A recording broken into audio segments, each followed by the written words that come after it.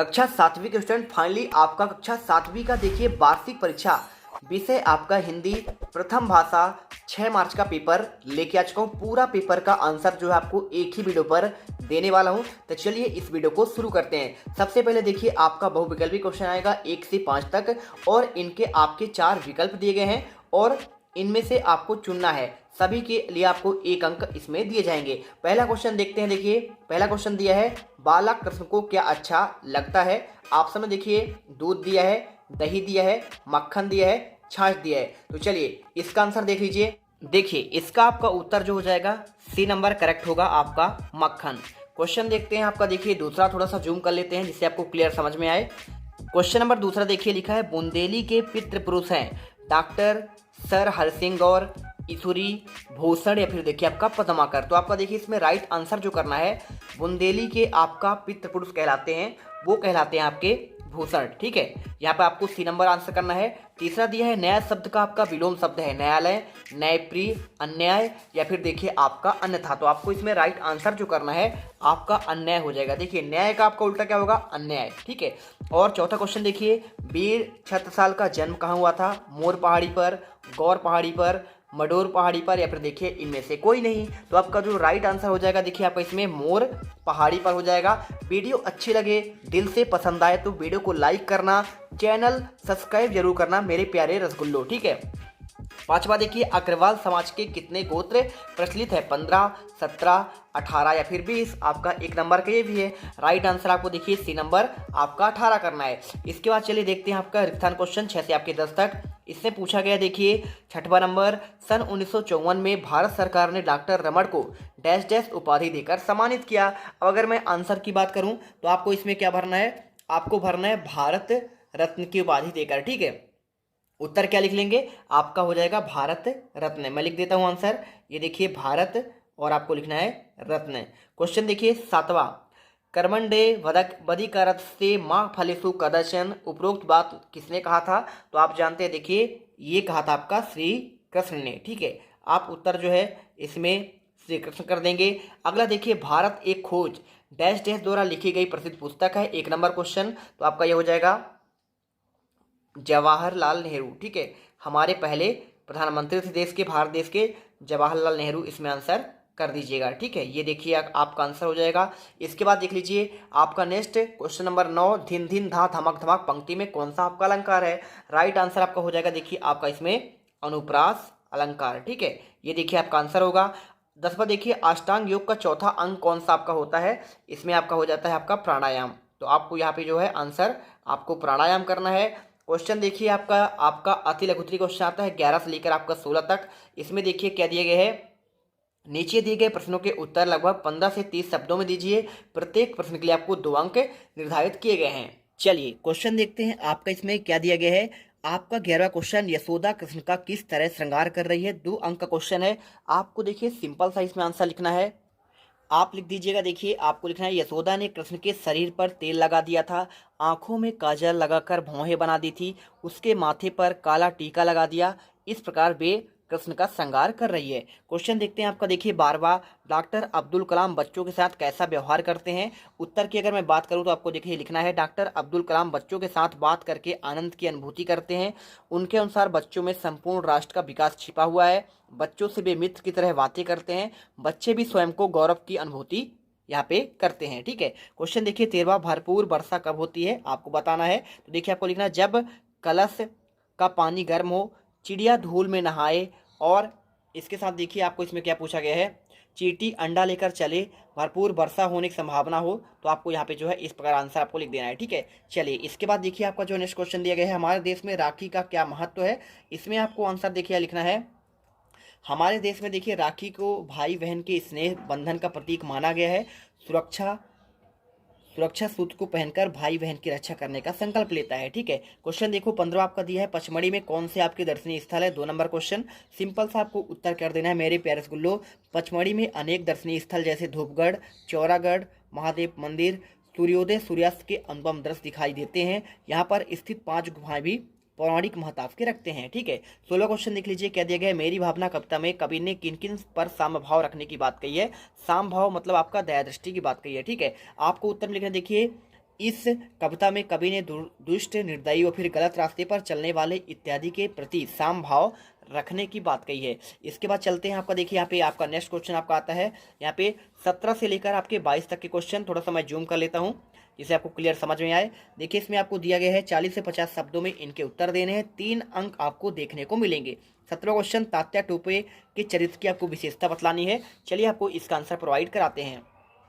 उत्तर में आपको लिखना, देखिए तात्या टोपे लक्ष्मीबाई के एक सहयोगी थे। वे प्रथम स्वतंत्रता संग्राम 1857 के सेनानी है। वे मातृभूमि की सुरक्षा और स्वराज की नींव का आधार है। वे निर्भीक होकर शत्रु से लोहा लेते हैं। क्वेश्चन अगला देखो आपका 18वां, हमें अपने साथ किन्हें लेकर चलना चाहिए। 3 नंबर क्वेश्चन, देखिए हमें अपने साथ जमाने को लेकर चलना चाहिए, साथ ही पिछड़े हुए लोगों को भी आपको आगे बढ़ाने की कोशिश करनी चाहिए। 19वां, देखिए डॉक्टर रमन की क्या क्या अभिलाषा थी, यानी क्या क्या इच्छा थी। तो देखिए आपको अभी डॉक्टर रमन की अभिलाषा थी कि हमारा देश वैज्ञानिक खोजों के मामले में अपने पैरों पर खड़ा हो जाए और हमें विदेशों का मुंह ताकना ना पड़े। जैसे वर्तमान परिस्थिति में देखिए नासा के ऊपर हम लोग पहले क्या था, भूतकाल की बात कर रहा है कि नासा से हम लोग क्या थे, आश्रित थे, लेकिन वर्तमान में हमारे यहाँ इसरो का देखिए विकास हुआ है और बहुत ही बेहतरीन काम कर रहा है और हम जो है आत्मनिर्भर बन चुके हैं।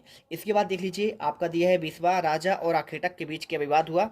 उत्तर में आपको देखिए लिखना है, राजा और आखेटक के बीच यह विवाद हुआ कि राजा उस घायल हंस पर अपना अधिकार बता रहा है और उधर आखेटक भी कहता है कि इस पर मेरा अधिकार है क्योंकि मैंने इसे मारा है, और इस तरह रक्षक और भक्षक के मध्य अधिकार का विवाद हो जाता है।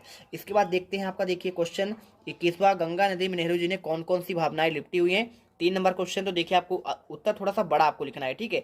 इससे आपको लिखना पड़ेगा, नेहरू जी ने देखिए गंगा जी को बेहद करीब और लंबे समय तक देखा और लिपटी हुई गंगा के प्राकृतिक सौंदर्य, उनके पल पल बदलते स्वरूप, पग पग परिवर्तित होते हुए मार्ग के मनोरम दृश्य सदैव स्मृति पटल पर ताजा रहते हैं। गंगा जनता की सर्वप्रिय नदी है, वह तो भारत की प्राचीन सभ्यता की प्रतीक है। वास्तव में गंगा नेहरू के लिए एकमात्र नदी न होकर भूत को वर्तमान के मार्ग से होती हुए भविष्य को जोड़ने का एक जीवनदायक स्रोत है, ठीक है। चलिए वीडियो अच्छी लगे दिल से वीडियो लाइक करना, चैनल को सब्सक्राइब जरूर कर लेना है। चलिए 22वां क्वेश्चन देखिए, सुभाष चंद्र बोस ने लोकमान्य तिलक को विश्व के महापुरुषों की प्रथम पंक्ति में स्थान मिलने पर सिफारिश क्यों की है। इसके अगर मैं आंसर की बात करूँ, देखिए आपको लिखना है, सुभाष चंद्र बोस ने सिफारिश की है क्योंकि लोकमान्य तिलक को विश्व में महापुरुषों की प्रथम पंक्ति में स्थान मिले, क्योंकि लोकमान्य तिलक प्रतिकूल और शक्तिहारी वातावरण में गीता भास जैसे महान दर्शन की रचना कर सके। उसमें प्रकांड पांडित्य था, प्रबल इच्छा शक्ति थी, उनमें साधना की गहराई और सहनशीलता था। वे बौद्धिक क्षमतावान, संघर्ष शक्ति से युक्त थे। उन्होंने बंदी गृह के अंधकारमय दिनों में अपनी मातृभूमि के लिए गीता महाभारत जैसे अतुलनीय ग्रंथ की रचना भेंट स्वरूप प्रस्तुत की थी। चलिए ठीक है ना। इसके बाद देखो आपका 23 से आपके यहाँ पे 26 तक के क्वेश्चन जो आपको मिलेंगे 75 से 100 शब्दों में लिखना है, 4 अंक आपको देखने को मिलेगा। 23वां क्वेश्चन लिखा, छोटा जादूगर का खेल उस दिन क्यों नहीं जमा। उत्तर बहुत सिंपल है, देखिए लिखना है, छोटा जादूगर का खेल उस दिन इसलिए नहीं जमा क्योंकि उसे अपनी बीमार माँ की बीमार की दशा सताई जा रही थी, साथ ही उसे माँ के कहे शब्द बार बार उसके मस्तिष्क में कौंध रहे थे। वह उस दिन जल्दी लौटकर आ जाए क्योंकि उनकी घड़ी आपका समीप ही थी। चलिए क्वेश्चन देखिए 24वां, निम्नलिखित अपठित गद्यांश को पढ़कर उत्तर देना है। 5 नंबर का, संस्कृति का समान अर्थ है मानव जीवन के दैनिक आचार विचार, रहन सहन, क्रियाकलाप आदि। वास्तव में संस्कृति का निर्माण लंबी परंपरा के बाद होता है। देखिए संस्कृति के बारे में पूरा इसमें दिया गया है, क्वेश्चन में आपके पूछे गए हैं संस्कृति का आपका क्या अर्थ है, ठीक है। तो सिंपल सा देखिए आपको आंसर लिखना है। इसका देखिए अर्थ आपका है मानव जीवन के दैनिक आचार व्यवहार, रहन सहन और क्रियाकलाप आदि से है। ख नंबर देखिए, संस्कृति को विरासत का स्वरूप क्यों कहा गया है। उत्तर में आपको लिखना है, देखिए संस्कृति का निर्माण एक लंबी परंपरा के बाद होता है, इसलिए इसे विरासत का स्वरूप कहा गया है। इसके बाद देखो क्या दिया गया है, सभ्यता और संस्कृति का क्या अर्थ है। उत्तर में आपको लिखना है, मनुष्य की सभ्यता का अनुमान सुख सुविधाओं से लगाया जाता है। संस्कृति का आपका आचार विचार आपको देखिए यहाँ पे पूरा होता है, ठीक है। ग नंबर देखो, सभ्यता और संस्कृति का अर्थ क्या है। तो देखिए आपको यहाँ पे लिखना पड़ेगा, सभ्यता और संस्कृति दोनों एक दूसरे के पूरक हैं। अंतर केवल इतना ही है कि सभ्यता के समय के साथ बदलती है लेकिन संस्कृति आपका शाश्वत रहती है, ठीक है। चलिए लास्ट में देखिए गद्यांश का उचित शीर्षक पूछा गया है, आपको लिख देना है सभ्यता और आपका संस्कृति, आपका उत्तर यहाँ पे मिल जाएगा।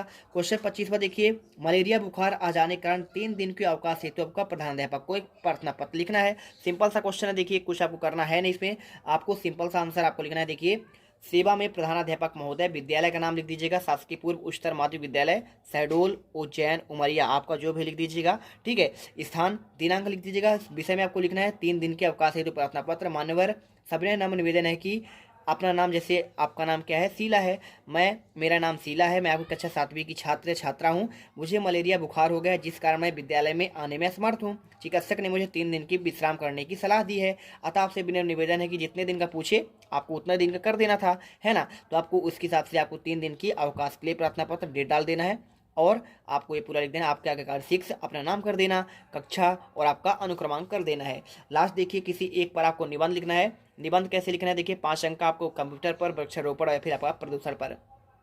तो चलिए आपको इसमें वृक्षारोपण के बारे में आपको बता देते हैं।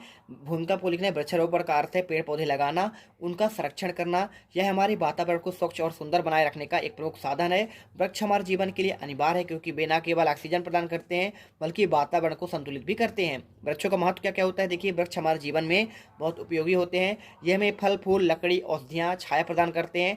साथ में देखिए मिट्टी के कटाव को रोकते हैं, साथ ही कार्बन डाइऑक्साइड अवशोषित करके ऑक्सीजन छोड़ते हैं, जिससे हमारे जीवन का अस्तित्व बना रहता है। देखिए इसकी आवश्यकता क्यों है? आज के समय में तेजी से शहरीकरण और वनों कटाई के कारण पर्यावरण का संतुलन बिगड़ता जा रहा है। ग्लोबल वार्मिंग, बाढ़, सूखा, पर्यावरण देखिए आपका प्रदूषण से समस्या आपका होती है। इन वृक्षों की कमी आपकी होती है, इसलिए आपका अधिक से अधिक वृक्षारोपण करना चाहिए। लाभ आपको लिख देना। देखिए पर्यावरण को शुद्ध और स्वच्छ बनाए रखने के लिए भूमि को उपजाऊ बनाना, जल स्तर को बनाए रखना, वन जीवों को आश्रय प्रदान करना, स्वास्थ्य और जलवायु को संतुलित बनाए रखना। देखिए निष्कर्ष में आपको लिख देना है पूरा, आपको यहाँ देखिए वृक्ष लगाओ और आपका जीवन बचाओ। तो इस प्रकार देखिए हमने पूरे 26 के आंसर दे दिए हैं। फटाफट वीडियो लाइक करो, चैनल को सब्सक्राइब कर लो। इस वीडियो कमेंट बॉक्स पर आपको एक टेलीग्राम का लिंक दिया है, जल्दी से ज्वाइन कर लो। पूरा आपको ये पेपर आपको वहाँ पे प्रोवाइड करा दिया जाएगा। मिलते हैं नेक्स्ट वीडियो पर। जय हिंद, जय भारत। अब तुम लोग गलती से अगर नए हो तो सब्सक्राइब करो, वो जो लाल वाला बटन है उस पर अपने जीजा जी फेंक के मारो या फूफा जी, मुझे नहीं पता, बस क्लिक हो जाना चाहिए। अब मैं भी जा रहा हूं, मुझे मुठिया पेलने जाना है। बाय। वो है